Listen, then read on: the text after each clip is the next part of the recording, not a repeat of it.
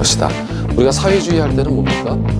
개인보다는 공동체를 우선하는 인간 생활의 개선을 목적으로 부동산 문제 등의 해결을 하기 위한 방법을 찾는 시장은 굉장히 효율적이거든요. 근데 그 시장이 고장났어. 자동차 고장난 거는 고쳐야죠. 네, 시험과 관련된 부분을 지금부터 들어가 보겠습니다.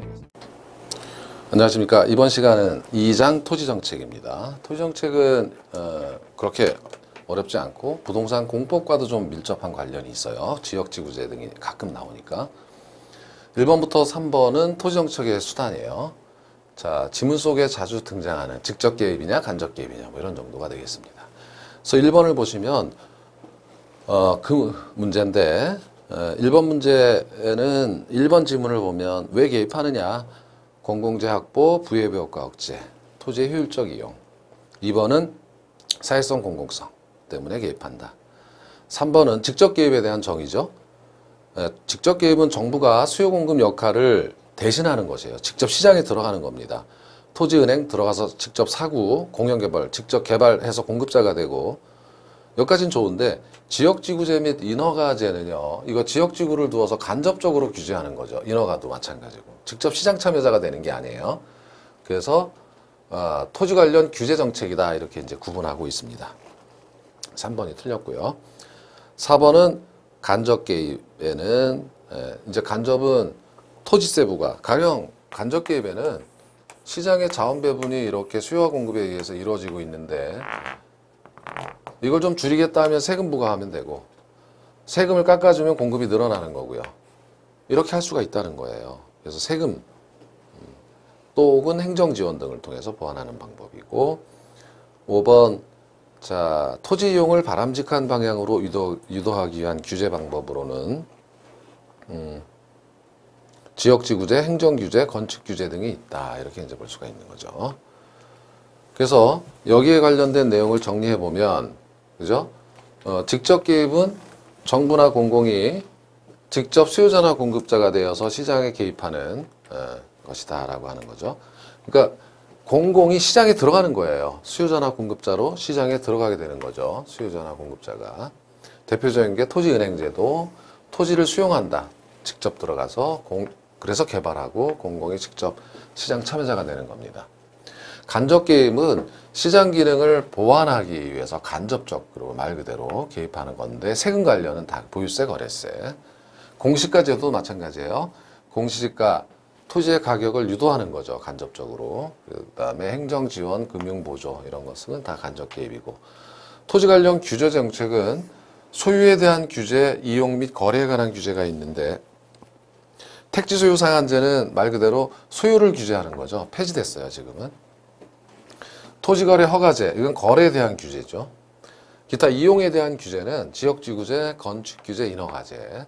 그래서 지문 이 부분은 1번 문제에 3번 지문이 틀렸던 이유가 이제 바로 요거 토지 관련 규제죠. 직접 개입이 아니라.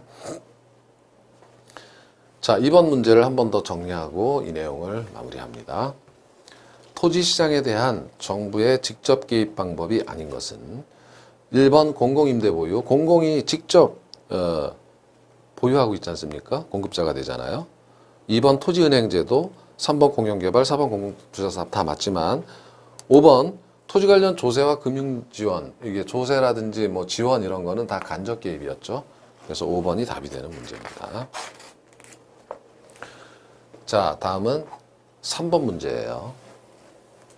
그런데 그렇죠. 3번까지가 저기였죠. 24회 기출인데 직접 개입 수단을 모두 골라봐라. 공공토지 비축은 맞지만 취득세는 아니죠. 취득세는 세금이니까 이거는 간접 개입이에요. 아니고 종부세, 종합부동산세도 이거 세금이잖아요. 세금은 간접입니다. 토지 수용은 맞고요. 개발부담금 이것도 부담금을 내게 하잖아요. 세금처럼 간접 개입이고요.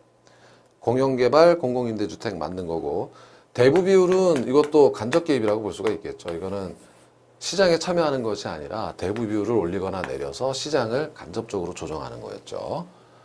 자, 따라서 이 4개를 뺀 나머지가 4개죠. 그래서 답이 2번이 되는 겁니다. 자, 4번부터 7번까지의 문제는 지역지구제 문제인데 이 지역지구제 문제는 굉장히 자주 나와요. 이렇게 보시다시피 그 지문 속에서도 나오고. 그런데 이것은 2차 이제 부동산 공법을 배우시면 굉장히 쉬운 내용이죠. 다만 여기서는 정책적인 부분에 관점을 좀 두어야 되는 그런 문제가 있어요. 4번 문제를 한번 살펴보면 지역지구제 토지시장의 실패를 방지하여 토지 이용의 효율성을 높인다. 토지시장의 실패라는 것은 부의 외부 효과를 차단한다는 거죠. 이거 시장의 실패 원인이었죠. 주택과 공장을 혼재시킨다. 이거는 말이 안 되는 거죠. 그래서 효율성을 높이는 거예요. 그래서 이걸 나누는 겁니다. 주거지하고. 자, 2번 주거지역의 지정은 기반시설 문제를 유발하기도 하겠죠. 자, 좁은 지역 내에서만 집을 지을 수 있는 주거 전용 지역을 지정한다면 기반시설 부족의 문제가 생길 수 있어요. 학교, 도로, 상하수도 등등. 자, 3번 토지 자원의 활용 측면에서 토지 소유자 간 형평성을 유발한다. 이거 3번 틀렸죠. 3번이 틀린 이유는 자, 가령 지역지구는 여기 갑과 을이 살고 있어요. 여기는 택지개발지역으로 지정했고 여기는 개발 제한 구역으로 지정했어요. 혹은 뭐 문화재 보존지역, 한옥 보존지역 이렇게 보존지역으로 지정했어요. 그럼 이 보존지역과 개발지역, 개발 가능 지역과의 땅값은 하늘과 땅이죠. 말 그대로. 굉장히 차이가 나죠. 여기서는 우발 손실을 입게 되고 여기서는 우발 이익을 입게 됩니다. 그래서 토지 소유자 간에 형평성에 아주 큰 문제가 발생하는 거예요. 그래서 3번은 거꾸로 써놨어요. 예. 자, 4번. 사후 독점은 문제가 되지 않죠. 사전 독점이 문제가 되는 거예요. 어느 지역을 택지 지역으로 개발한다. 여기 농지였는데. 근데 사전에 이 정보를 알고 들어가 있는 사전 독점의 문제가 된다 이거죠. 사후 독점은 문제가 되지 않아요. 우리나라 국토계획법에 있다. 용도지역은. 자, 그래서 지역지구제를 잠시 살펴보기로 하죠. 지역지구제의 목적은 부의 외부 효과를 방지한다. 아까 보셨던 것처럼. 그러면 토지 이용이 효율적으로 변하죠. 공장 딴 데 나가 살림 차려라. 그러면 같이 있는 모여있는 입지주택끼리는 집적 이익이 생기게 되는 겁니다. 그리고 개발할 수 있는 지역과 보존할 수 있는 지역을 차등 둬가지고 개발 보존의 조화를 이루어야 된다. 막 난개발해버리면 후손들한테 불이익을 주니까 세대 간 형평성을 달성한다. 뭐 이런 내용이 되겠고요. 주거지역 지정 효과는 어떻게 될까? 가령 이 내용의 전제는 공장과 주택이 혼재된 지역을 주거 전용 지역으로 지정해서 공장을 나가게 한다 이겁니다. 그러면 부의 효과가 차단되니까 주택 가치가 상승하겠죠.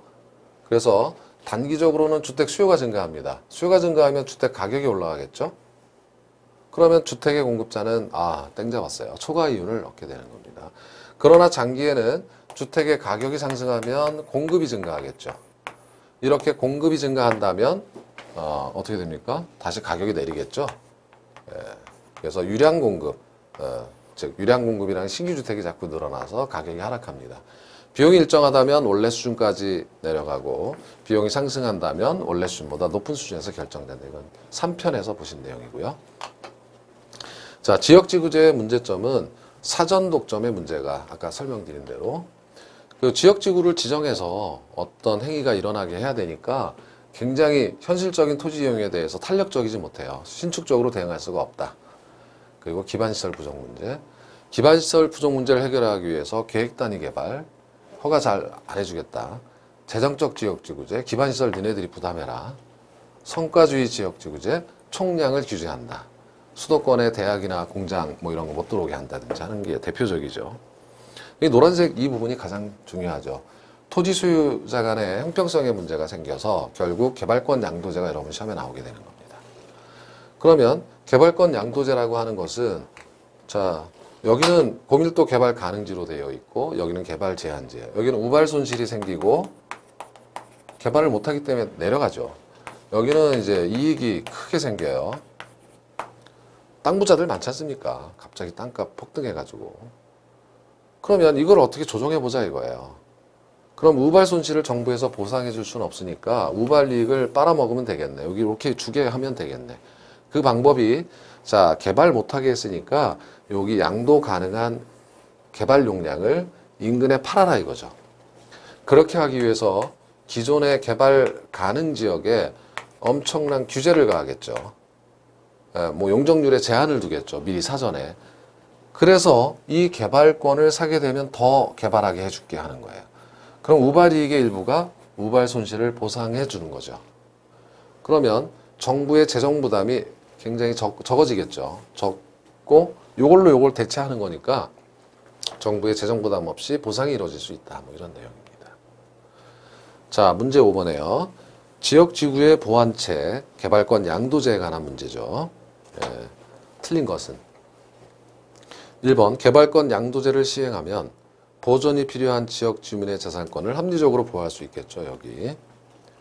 자, 토지의 소유권을 사용 수익 처분권뿐만 아니라 개발권을 포함한 개발할 수 있는 권리를 포함해서 보았다라는 거고. 3번 보존 지역에서는 토지 이용 규제가 많고 어차피 보존 지역은 규제가 되어 있죠. 개발 지역에서는 토지 이용 밀도 내지는 용적률에 대한 규제가 적으면은 이거 사겠습니까? 안 사죠.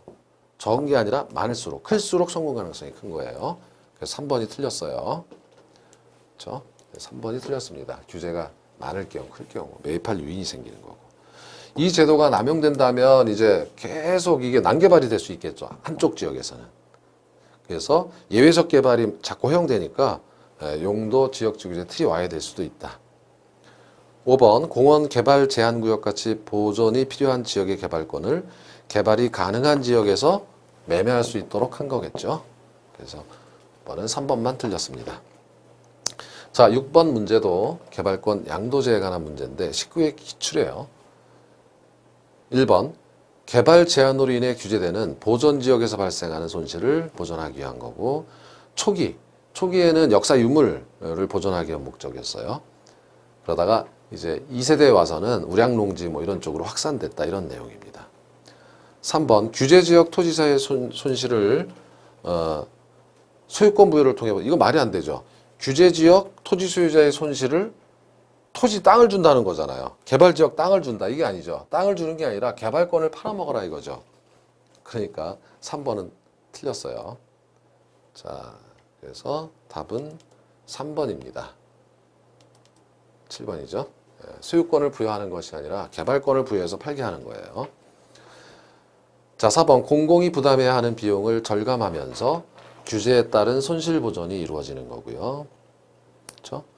자, 5번 규제지역 토지 소유자의 재산상의 손실을 시장을 통해서 시장에서 매매를 해서 그것이 보상이 되겠죠. 자, 7번입니다. 역시 개발권 양도제예요. 옳지 않은 것. 1번 도시성장관리기법의 하나로 지역지구제를 보완하기 위해서 도입됐다. 아까 토지 소유자 간 형평성의 문제였죠. 2번 환경 보존을 위한 개발 제한, 고밀도 개발이 필요한 경우. 자, 여기는 환경 제한이 필요하고 여기는 고밀도 개발이 필요하다 그러면 바로 여기 딱 어울리는 지역지구제. 그렇죠? 네, 지역입니다. 실시지역입니다. 자, 3번은 아까 보셨고 공공비용 절감이고요. 4번 지역지구제에 따른 토지 소유자 대 비소유자 간에 그게 아니죠. 토지 소유자끼리 간의 문제죠. 뭐 임차인이 여긴 낄 이유가 없는 거예요. 소유자들 간의 문제입니다. 그래서 4번이 틀렸어요. 자, 이미 설정된 규제 상한선을 초과하기 때문에 초과하죠. 그래서 이 부분은 과밀이나 혼잡을 초래할 수 있다. 뭐 이런 내용입니다.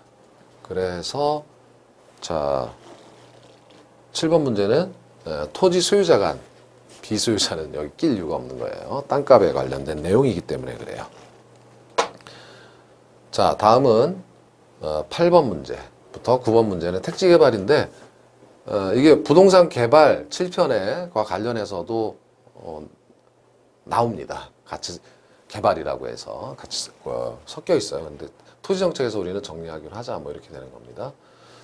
자, 8번을 풀어보시면 택지 개발에 관한 설명으로 틀린 거. 수용 방식의 택지 개발은 토지 투기를 억제하고 토지 이용의 효율성을 높일 수 있다라고 했는데 이거는 맞는 거죠. 그러니까 수용 방식과 지금 환지 방식을 대체적으로 비교하는 문제가 되겠는데요. 수용 방식은 이거를 토지 소유자 땅을 싹 사버리는 겁니다. 그래서 도시계획에 굉장히 유리한 거죠. 그래서 헐어버리고 개발하니까. 환지 방식은 땅을 돌려주는 거예요. 개발해서. 자, 2번. 그 환지 방식의 단점은 이 땅을 돌려주기까지 사업기간이 굉장히 길어요. 그리고 공공용지를 확보하기도 어렵습니다. 3번 수용 방식의 택지 개발은 개발이익 환수, 이거 뭐 공시지가를 기준으로 한 보상이기 때문에 표준지 공시지가, 이거는 시세가 반영되어 있지 않아요. 시세보다 낮아요. 개발이익 환수하는 겁니다. 그리고 싹 밀어버리고 하니까 공공시설 투자에 유리한 겁니다. 4번이 틀렸죠. 감보율은 환지 방식이에요. 땅을 가령 농지에서 택지로 이렇게 돌려줄 때 100평을 다 주지 않고 가령 60평만 줍니다. 그래서 감보율 40%라고 하는 거예요. 그래서 개발이익을 환수하는 부분이에요. 이거는 환지 방식이죠. 그래서 환지 방식은 땅을 사는 것이 아니라 개발해서 돌려주고 미리 채비지를 매각해서 자금을 도입해서 공사를 하면 되지만, 수용 방식은 보상 다 하고 나서 땅 파야 돼요. 그러니까 재정 부담이 적은 것도 환지 방식입니다. 그래서 4번이 틀렸어요. 4번이 틀렸어요. 5번 혼용 방식은 이제 두 가지를 섞은 거죠. 섞어서 토지 수용에 따른 토지 소유자의 불만을 완화할 수가 있죠. 일부 땅을 돌려줌으로써 그런 개발 방식이다라는 겁니다. 자, 정리를 한번 해보시죠. 정리를 해보면 환지 방식은 원 토지 소유자에게 땅을 말 그대로 돌려준다. 환전하면 돈을 바꾸는 거지만 이거 땅을 바꿔주는 거예요. 개발해서. 수용 방식은 실소유자에게, 실소유자는 토지 소유자가 아니라 주로 건설회사, 택지 분양이니까 건설회사. 개발이익 환수사는 아까 설명드린 대로 감보율, 공사비 떼고 줍니다. 그리고 공사비 플러스 알파까지 떼고 주기 때문에 개발이익 환수예요. 자, 그러나 수용 방식은 개발이익을 배제한 채 보상이 되는 공시지가 제도로 개발이익을 환수한다. 땅을 돌려주고 땅값이 크게 오르기 때문에 재산권 침해가 적지만 여긴 침해가 너무 커요. 그냥 뺏어가니까 싸게, 쉽게만 하면. 네. 자, 장단점. 환지 방식은 사업비 부담이 작지만 사업주체 초기 사업 부담이 큰 수용 방식이에요. 수용 방식은. 그리고 단점은 환지는 사업기간 길고 공공용지 확보 어렵다. 수용 방식은 공공시설 설치 유리하다. 뭐 이런 정도 표를 기억해 두시면 되는 거예요. 자, 9번 문제를 봅니다. 택지 개발에 관한 설명 중 적절하지 않은 것. 1번 토지 수용 방식은 공시지가와 밀접한 관련이 있다. 공시지가를 기준으로 한 보상이고, 2번 공영개발로 조성한 주택용지는 원가 이하로 공급하기도 합니다. 임대주택용지를 가령 공급할 때라든지. 자, 3번 공영개발은 왜 합니까? 라고 하면 이건 공공이 직접 시장 참여자가 되는 건데 시장기구를 통해서 효율적 자원 배분이 어려울 때 들어간다. 뭐 이런 내용이고요. 4번 수용 방식은 재산권을 크게 침해하지 않지만 사업기간이 길다. 이건 환지 방식이었죠. 그래서 틀렸습니다. 바뀌어 있어요. 5번 공영개발 시 자, 공공시설을 충분히 확보해야 되겠다. 자, 10번부터 13번까지는 토지은행이에요. 토지은행, 토지비축제도입니다. 그래서 17회 문제, 단일 문제로 나왔었고 지문 속엔 자주 등장하게 되는 그런 문제입니다. 자, 10번을 보게 되면 토지은행제도에 관한 설명 틀린 것. 토지 투기에 대한 적절한 사전 대책 없이 정부가 토지를 대량 매입할 경우 지가의 전반적 상승을 유발하기도 한다. 토지은행제도라는 것은요, 가령 여기가 도심이 있는데 여기가 도시예요. 근데 이거 만약에 그냥 놔두면 외곽으로 난개발이 계속 되겠죠. 그러니까 이걸 그냥 정부가 사버린다. 비축해 놨다가 풀겠다 이런 뜻이에요. 근데 이 사는 과정에서 1번 지문은 투기 대책이 없이 사다 보면 이게 수요가 증가하면 가격이 오르게 돼 있어요. 민간까지 가세하면 그런 내용이에요. 2번 일반 토지은행 제도는, 그러니까 일반적인 토지은행 제도는 도시 성장 양태를 조정한다든지 지가 안정 되겠죠. 정부가 갖고 있으니까. 그리고 개발이익 환수 풀 때 개발이익 민간한테 풀 때 높게 팔면 되잖아요. 예, 포괄적 목적으로 보유하는 거고. 3번 사업토지은행 제도는 이제 특별 목적이 있어요. 사업 목적이. 가령 공공시설용지라든지 도시개발이라든지 그렇게 해서 비축하는 거고. 자, 4번 정부의 재정적 부담 없이 난개발을 차단할 수 있다. 난개발을 차단할 수 있는 건 맞지만 정부의 재정 부담이 굉장히 커요. 이걸 매입하려면 돈이 필요하고 돈을 구하려면 가령 국채 발행 등을 해야 되고 그러면 이자 나가야 되고 재정 부담이 큰 거예요. 4번이 틀렸죠. 거꾸로 써놨습니다. 자, 5번에서는 우리나라는 2009년에 토지 비축에 관한 법률이 제정되었습니다. 시행되고 있어요. 자, 개념은 공공이 주로 이제 미개발지를 비축하고 필요시 실수요자에게 공급하겠다. 일반 토지은행제도는 포괄적 목적이에요. 도시 성장, 집가 안정, 개발이익 환수. 사업토지은행제도는 목적이 있죠. 지금처럼 이렇게. 그래서 목적이 있기 때문에 비축 기간이 상대적으로 짧겠죠. 장점은 무계획한 토지개발 방지, 난개발 방지, 개발이익을 차단할 수 있고, 공공용지는 싸게 공급하고 민간 개발 용지는 비싸게 공급하고 하면 되는 거고요. 단점은 재정 부담입니다. 그리고 공공 자유보호예요. 이거는 자유는 프리. 그냥 돈도 안 받고 그냥 내버려 둔다. 그러면 불량주택 지역이 형성될 수가 있다 이거예요. 그리고 아까 보셨던 대로 투기 대책 없이 매입하면 안 되겠다. 그래서 사전에 가령 이 수용 제도를 한다든지 너네들 나중에 이거 저가로 수용해 버릴 거야. 대책을 세운다든지 해야 된다 이거예요. 자, 우리나라에서는 아까 말씀드린 대로 공공토지의 비축에 관한 법률이 만들어져서 2009년부터 실시되고 있다 이렇게 되는 겁니다. 그래서 국토교통부예요. 그래서 국토교통부가 토지은행 계정을 설립하면 시행처는 주무부서는 국토교통부지만 한국토지주택공사, LH공사에서 하는 거죠. 그래서 재원 조달을 해가지고 공공토지를 비축해서 정부나 공기업 혹은 민간에 공급한다. 목적은 공공개발 수요를 충족하고 토지시장 안정을 위해서 이렇게 되는 겁니다. 그래서 자 토지 비축 종합계획을 10년 단위로 국토교통부 장관이 그리고 공공토지 비축 시행계획은 매년 종합계획은 10년마다 공법의 체계죠 이게. 우리나라 제도를 보면 공공토지의 종류는 공익사업, 수급조절형 토지, 매립지 및 매립예정지, 기타 토지로 이렇게 나눌 수가 있어요. 한국토지공사가 국가나 지자체로부터 위탁받아 관리하는 토지, 토지공사가 보유 중인 토지 중 장기 임대 또는 저가 공급 공익 목적의 제공을 위해서 개정으로 전입됐다라고 하면 이것도 공공토지입니다. 비축 대상 토지는 이렇게 구분 비축하게 되어 있는데 공공개발용 토지, 수급조절용 토지, 매립지 등으로 구분하게 되어 있어요. 기타 토지 이렇게 해서. 자, 11번 문제를 보면 우리나라 토지은행, 토지 비축제도 틀린 것 이렇게 물어봤어요. 1번, 2번은 금방 보신 거고요. 3번이 틀렸죠. 자, 토지 매입이 위한 재원 조달과 비축 토지의 관리가 매우 어렵죠. 3번이 거꾸로 써 있어요. 자, 4번은 한국토지주택공사가 이 일을 한다 뭐 이런 뜻이고 5번도 마찬가지고요. 5번에서 이제 토지주택공사가 토지 수용을 공공토지를 비축하기 위해서는 토지를 수용할 수 있다라는 아까 보신 집가 상승을 억제하기 위한 사전 대책이 될 수 있는 거죠. 5번은. 자, 12번입니다. 12번에서는 공공토지 비축에 관한 법률에서 규정하고 있는 공공토지에 해당되는 것을 골라라 이렇게 했는데 기억에서 미음까지 모두 맞는 거예요. 그죠? 그래서 답이 5번이 되는 거고요. 13번은 이제부터는 그 개발권 양도제와 토지은행이 이 문제는 같이 묶여 있네요. 자, 공통점으로만 묶인 것은 기억, 정부의 막대한 재정 부담은 토지은행만 그래요. 개발권 양도제는 재정 부담 없었어요. 니은, 이것은 공통점입니다. 도시 성장 양태의 조절. 보존과 개발의 균형, 뭐 이런 게 다 니은 디귿이 맞는 거죠. 그러나 리을, 우리나라에서 현재 본격 시행 중인 것은 토지은행 제도만이에요. 그러니까 개발권 양도제는 지금 본격적으로 시행되고 있진 않아요. 그래서 격과 리을만 공통점이고 니은 디귿은 굉장히 다른 내용이죠. 자, 14번부터 17번까지는 이제 토지 공개념 정리해보고 나머지 이제 섞어서 문제를 내본 거다 이런 뜻입니다. 자, 개발이익 환수에 관한 14번 문제 틀린 거. 개발이익을 정의했어요. 그러니까 개발이익 환수에 관한 법률에서 개발 부담금을 정의해놓고, 그렇죠?